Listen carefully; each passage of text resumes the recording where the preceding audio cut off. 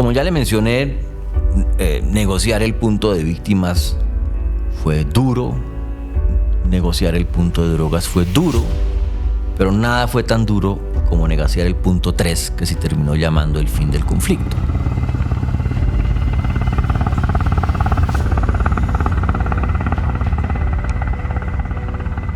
Esa fase secreta fue casi el 50% de la negociación del acuerdo. Me dice, no, Sergio, esto no lo podemos acordar.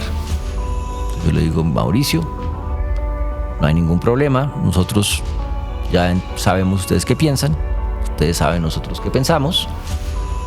Vamos precisamente a aplicar los protocolos, llamamos al CICR y ustedes se devuelven.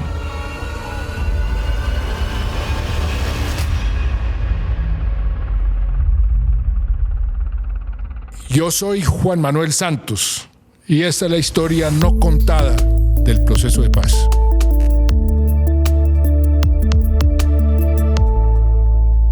Hoy en este episodio de la historia no contada del proceso de paz me acompaña Sergio Jaramillo, quien no solamente fue mi alto comisionado para la paz, sino que es tal vez de las personas que más conoce el proceso, lo que hubo detrás del proceso y toda la evolución del proceso de paz. Y lo invitamos para que nos relatara una parte fundamental de cómo se inició este proceso, que fue la fase secreta. Todo lo que sucedió durante año y medio más o menos, que le dio pie precisamente para que se iniciaran las negociaciones ya formalmente. De manera que muy bienvenido, Sergio, y comencemos contando por qué la fase secreta, qué había detrás de hacer esa fase secreta. Pues primero, muchas gracias por la invitación, presidente, un gusto estar acá en su podcast. Pues usted recordará que cuando iniciamos a pensar en todo esto, en ese momento yo tenía el cargo de asesor de seguridad nacional. Sabíamos que no podíamos repetir los errores del pasado, sabíamos que teníamos que asegurar una serie de cosas antes de lanzarnos a la piscina pública, y sabíamos también que buena parte de los procesos exitosos han comenzado con canales, lo que llaman en inglés back channels, y con negociaciones secretas. Y nosotros lo que tuvimos fue un back channel de año y medio, que fue Henry Acosta, que cumplió un papel muy parecido al back channel más famoso que hay probablemente, que fue un señor que se llamó Brendan Duddy, en el caso de Irlanda del Norte, que desde los años 70 hasta los 90 jugó ese papel. Y cuando a través de ese canal logramos acordar las condiciones para la negociación secreta, iniciamos en febrero del 2012, después de un año y medio de cartearnos, esas negociaciones que terminaron con el acuerdo marco, el acuerdo general, lo llamamos, de agosto del 2012, que fue el fundamento de toda la negociación. Henry Acosta era también un canal que utilizó el gobierno anterior, el gobierno de Uribe, y él estaba en posesión de unas comunicaciones, y en realidad él fue uno de los que a mí inicialmente me dijo, mire, usted aquí tiene una gran oportunidad porque yo creo que con usted se iban a negociar. ¿Cómo fue ese proceso? Henry Acosta tenía comunicación directa con Pablo Catatumbo y había jugado un papel anteriormente en todas las discusiones alrededor del acuerdo humanitario en el gobierno Uribe. Ese canal se revivió muy al final del gobierno Uribe, con Frank Pearl de comisionado encargado. Y pues usted sabe mejor que yo que Henry le llega con una carta de presidente electo que es de alguna manera lo que pone a rodar el balón y comenzamos esta correspondencia, que como recordará tenía la particularidad que no era una correspondencia formalmente entre el gobierno de Colombia y la comandancia de las FARC, sino eran unas cartas que intercambiaban Pablo Catatumbo y Henry Acosta, donde Pablo Catatumbo sabía que lo que contestaba Henry Acosta es lo que estaba diciendo el gobierno, y nosotros sabíamos que lo que estaba contestando Pablo Catatumbo es lo que estaba contestando el comandante de las FARC, Alfonso Cano, y luego Timochenko. Las versiones sobre un posible proceso de paz entre el gobierno Santos y las FARC se empiezan a circular en medios de comunicación, aunque oficialmente el gobierno no se ha pronunciado. Entonces, usted recordará que las condiciones que pusimos fueron muy sencillas y realmente no fueron lo que se llaman en términos técnicos precondiciones. El gobierno estaba dispuesto a hablar sin más condiciones, excepto que, como usted bien lo dijo en su momento, las conversaciones tenían que ser directas, sin mediación, tenían que ser secretas y tenían que ocurrir en el exterior. Y eso es fácil decirlo y difícil de hacer, porque había que encontrar el lugar y crear las garantías para que eso se pudiera dar. Y lo más difícil de todo fue convencer a las FARC de que el gobierno les garantizaba su seguridad. Y para ello tuvimos que involucrar al Comité Internacional de la Cruz Roja, que jugó un papel gigante en todo esto, bastante desconocido, en una preparación francamente militar, minuto a minuto, de las primeras operaciones de extracción. Tuvimos que involucrar una parte de nuestras capacidades de inteligencia también, por ejemplo, para asegurar aeropuertos. Y toda esta discusión tomó 1 año y medio. Y hay un tira y afloja, etcétera, hasta que finalmente, en febrero del 2012, después de 1 año y medio de discutir todos los detalles, se hace una operación extraordinaria, un MI-17 idéntico al de la famosa Operación Jaque, aterriza en las selvas del Guaviare con un cubano, un noruego a bordo, es un helicóptero del 6R, y con Jaime Avendaño, que descienden en un claro. De todas partes salen hombres y mujeres de las FARC. En la distancia viene caminando el comandante del bloque oriental, Mauricio Jaramillo, conocido como el médico, y cuando llega el helicóptero se baja Jaime rodeado de docenas, si no cientos de hombres de las FARC, le da la mano al médico y le dice: no se preocupe, Mauricio, que usted está en manos del gobierno colombiano.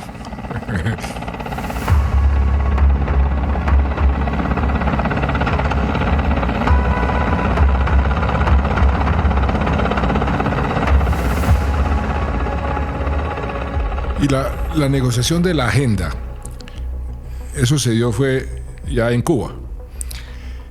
¿Cómo fue esa negociación? Esa fue una negociación muy dura, porque se trataba de marcar la cancha y de establecer los puntos sobre los que íbamos a hablar. Había un precedente muy malo, que era la agenda que se había negociado en el Caguán, y eso quería decir que teníamos que hablar sobre el fin de las FARC como organización armada, sobre su desarme y desmovilización.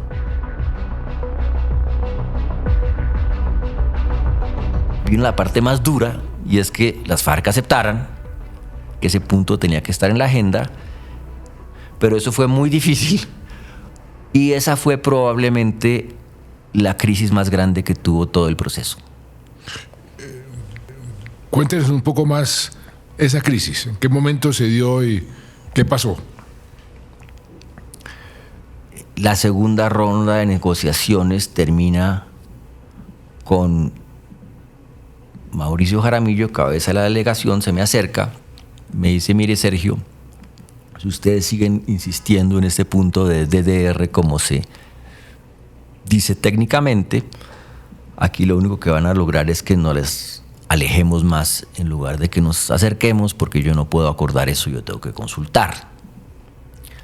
Le dije: muy bien, paremos acá, ustedes consultan, nosotros regresamos. Regresamos al par de semanas. Las FARC están en esa primera sesión muy agresivas, no solamente frente a la idea del desarme y la desmovilización, sino frente a la secuencia y los tiempos de eso, cómo iba a ocurrir.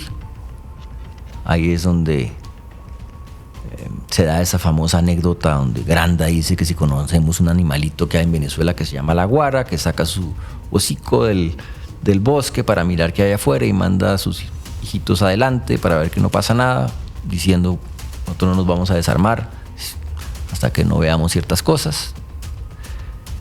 Y entonces, en vista de todo eso, yo lo llamo a usted y le pido autorización de que nos deje decir que sin eso no podemos avanzar, que eso es para terminar el conflicto. Y usted me dice que le parece que eso es sensato, que me plante ahí. Y entonces al día siguiente nos sentamos a la mesa. Era una cosa muy directa, una mesa de comedor con 5 personas de cada lado, un noruego y un cubano en cada esquina de la mesa y nadie más. Le decimos: mire, señores, si este punto no queda, el gobierno no puede avanzar. El médico queda casi pálido, pide un momento de pausa.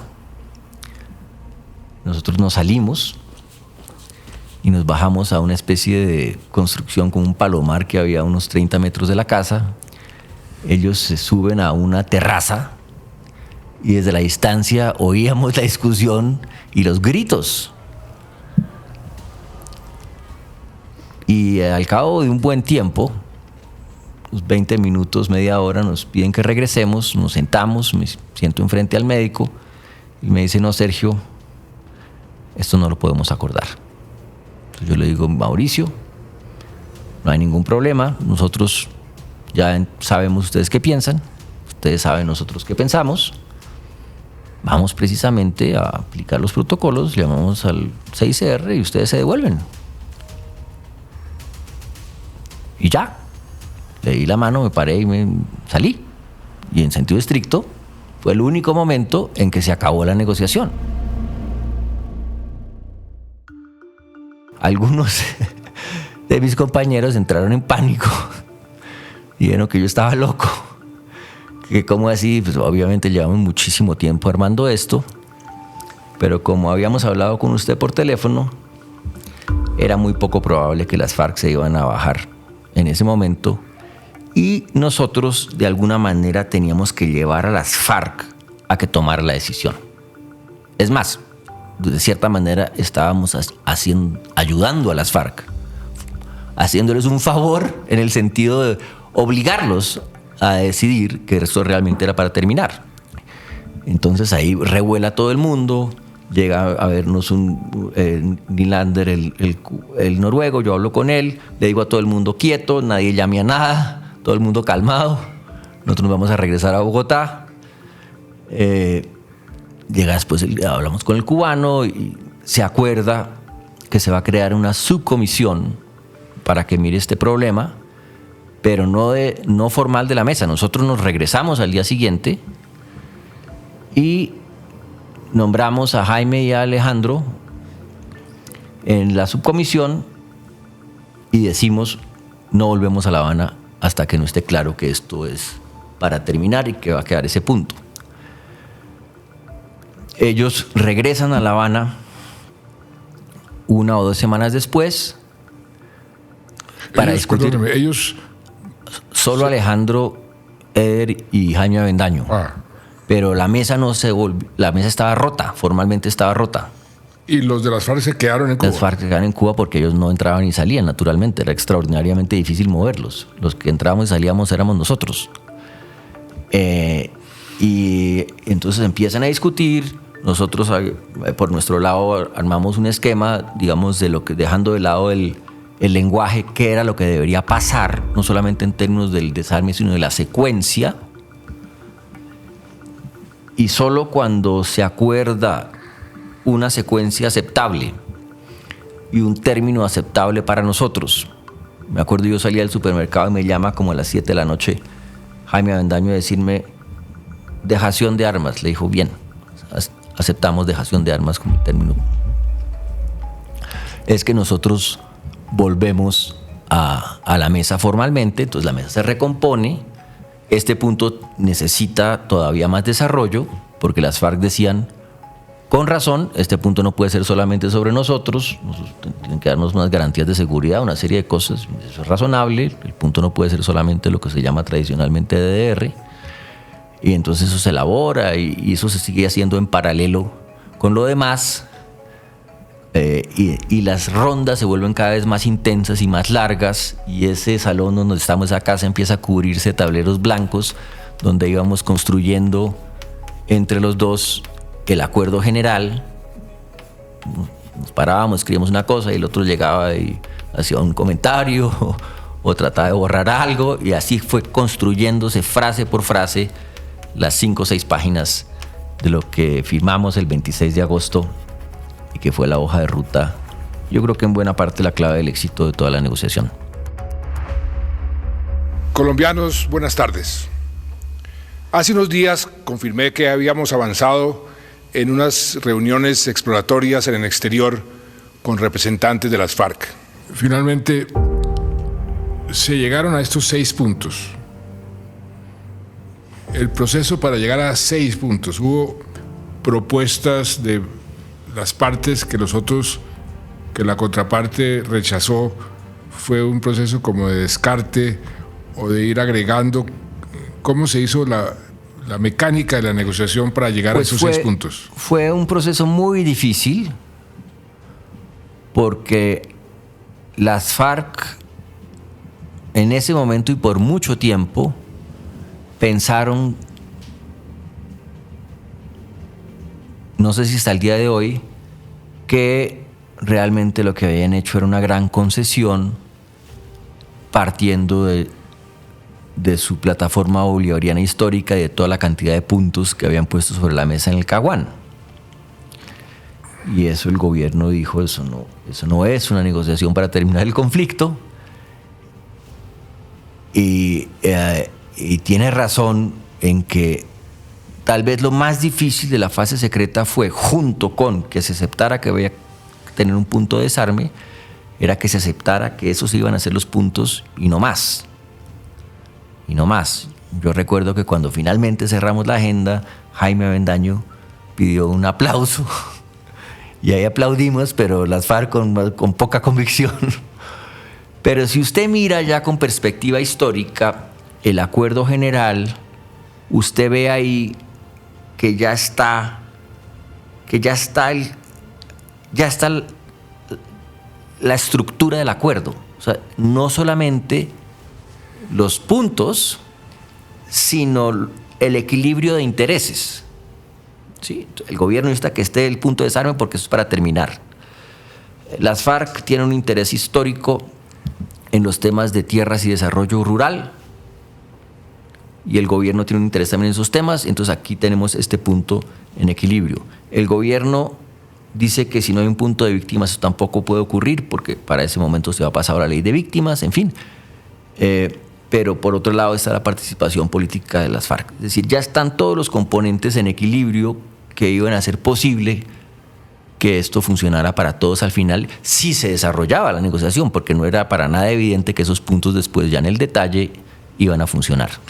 Sí, por eso mucha gente dice que esa fase secreta fue casi el 50% de la negociación del acuerdo, en el sentido de que le dio unos parámetros y estableció unos puntos alrededor de las cuales se iba a negociar.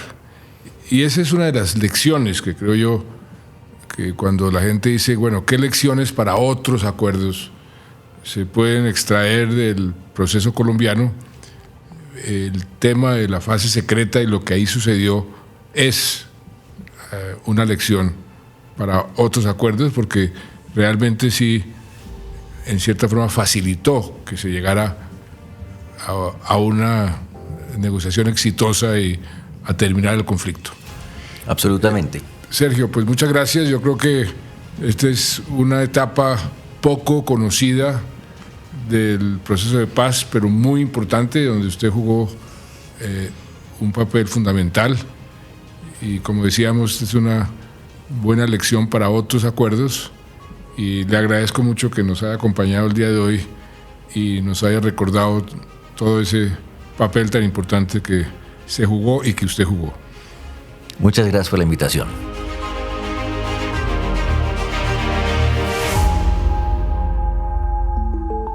La historia no contada del proceso de paz es un contenido educativo de la Biblioteca Abierta del Proceso de Paz Colombiano, la BAP. Este episodio se hizo bajo la dirección de Natalia Roa, la edición de Lina Hernández, la producción y postproducción de Rodrigo Gutiérrez, la investigación periodística de Larisa Pisano, el diseño gráfico de Juan David Camacho, la realización audiovisual de José Molina y el apoyo de Andrés Pérez y Carlos Prieto, integrantes del equipo de la BAP. Presentado por Juan Manuel Santos, expresidente de Colombia y Premio Nobel de Paz. Recuerden seguir este podcast en su plataforma de audio favorita y activar las notificaciones para que no se pierdan los próximos episodios.